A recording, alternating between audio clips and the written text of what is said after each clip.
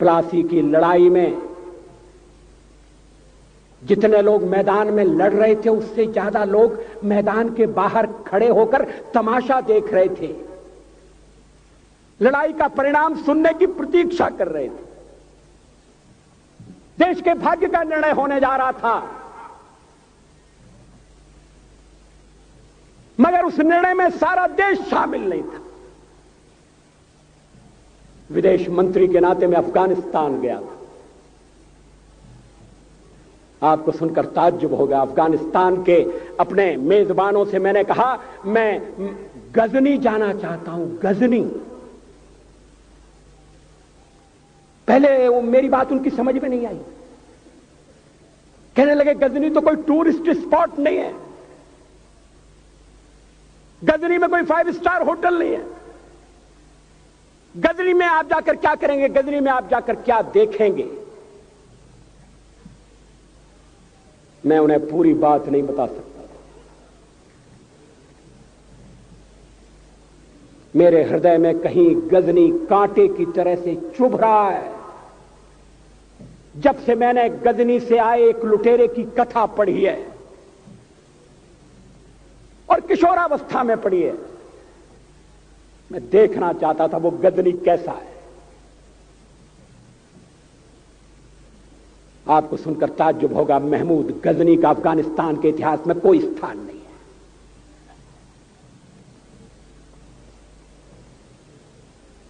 गजनी छोटी सी जगह है, छोटा सा गांव है।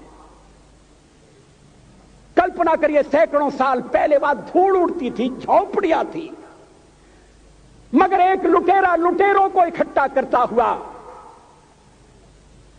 सोने की चिड़िया को लूटने के लिए चला आया। आपस की फूट से जो राजा है वो लड़ेगा, जो क्षत्रिय है वो लड़ेगा। हमने समाज के बहुत बड़े वर्ग को लड़ने के अधिकार से वंचित कर दिया। हमने उन्हें हथियार नहीं उठाने दिए। मार्शल नॉन मार्शल के आधार पर हमने समाज को बांट दिया।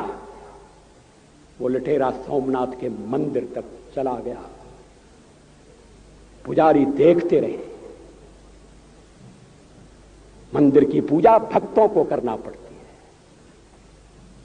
है। मंदिर तो एक प्रेरणा का केंद्र है।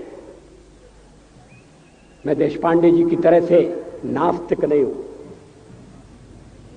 मगर उनकी नास्तिकता में भी जो आस्तिकता है मैं उसका आदर करता हूं, उसका सम्मान करता हूं।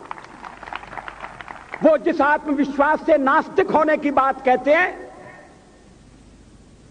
तो मैं उनसे कहना चाहता हूं वो सचमुच में नास्तिक नहीं है। जिसकी आस्तिकता है, जिसका विश्वास है, वो नास्तिक कैसे हो सकता है? विश्वास किसमें है ये बड़ी बात नहीं है, विश्वास है या नहीं। हमने समाज के बहुत से बड़े वर्ग को विश्वासहीन बना दिया।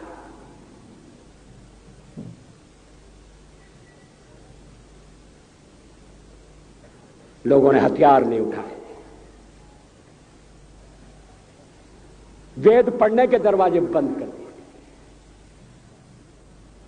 इसलिए हम पादाक्रांत हुए। अफगानिस्तान में मैंने एक बात और देखी। मुझे जिस होटल में ठहराया गया उसका नाम था कनिष्क। अफगानिस्तान एक मुस्लिम देश है। मुझे बड़ा ताज्जुब हुआ। मैंने कहा कनिष्क यहां कहां से आया? तो मेरे साथ अफगानिस्तान के विदेश मंत्री थे। मैंने कहा कनिष्क आपका कौन लगता है? कनिष्क से आपका क्या संबंध है? कहने लगे कनिष्क हमारा पूर्वज है, कनिष्क हमारा पुरखा है। He was one of our forefathers. मैंने कहा तब तो हमारे आपके पुरखे एक हैं। अफगानिस्तान के लोगों ने उपासना पद्धति बदली है, संस्कृति नहीं बदली। आज के भारत के परिवेश में यह सुनने के बाद थोड़ा विचित्र लगता है। हमारे यहां तो धर्मांतरण के साथ राष्ट्रांतरण होता है, ऐसा दृश्य दिखाई देता है।